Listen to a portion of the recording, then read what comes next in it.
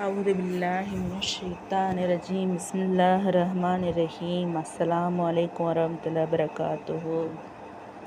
நின்று நிதானித்து கவனமாய் செயல்படவும்.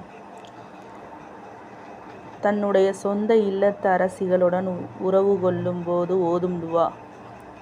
நாம் மனம் போன போக்கில் எண்ணுவது, மனம் போன போக்கில் வாழலாம் என்று நினைப்பது இஸ்லாத்தில் தடை செய்யப்பட்டவை. ஹலாலை எடுத்து ஹராமை விட்டு நாம் பாதுகாப்பாக வாழ இஸ்லாம் நமக்கு தெளிவாய், மிக தெளிவாய் எடுத்து வைக்கிறது. அல்லாஹ்வின் தூதர் ஸல்லல்லாஹு அலா முஹம்மது ஸல்லல்லாஹு அலைஹி வஸல்லம் அவர்கள் கூறினார்கள், உங்களில் ஒருவர் தம் குடும்பத்தோடு உறவு கொள்ளச் செல்லும் போது அல்லாஹ்வின் திருநாமத்தை கொண்டு நாம் உறவு கொள்ளப் போகிறேன். இறைவா, எங்களை விட்டு சைத்தானை தூரமாக்கு.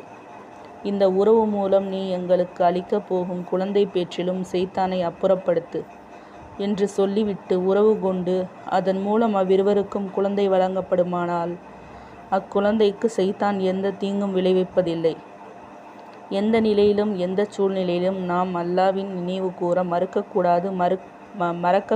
மறக்கக்கூடாது.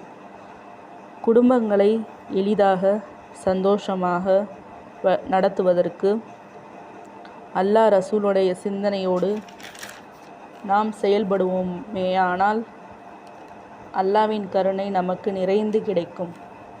எக்காரணத்தை கொண்டும் தொழுகையை விடுவதற்கோ, இஸ்லாமிய ஷரியத்தின் சட்டங்களை விடுவதற்கோ, குர்ஆன் ஓதுவதை தவிர்ப்பதோ கூடாது. ஒரு இஸ்லாமியலுக்கு ரொம்ப அத்தியாவசியமானது தொழுகை, பிறகு குர்ஆன் ஓதுதல், பிறகு ஏனைய அமல்கள். இதை செய்ய அல்லாஹ் எமக்கும் உங்களுக்கும் அருள் பாலிப்பதுடன் கவனம் செலுத்த வேண்டும். பிஸ்மில்லாஹிர் ரஹ்மானிர் ரஹீம். அல்லாஹும்ம ஜன்னிபின ஷைத்தான வ ஜன்னிபி ஷைத்தான மிம்மா ரஜக்தனா. இதை உறவு நேரத்தில் ஓதிக்கொள்ளவும்.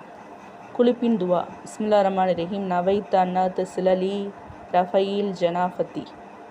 அஸ்ஸலாமு அலைக்கும். இன்றைய மருத்துவ குறிப்பு.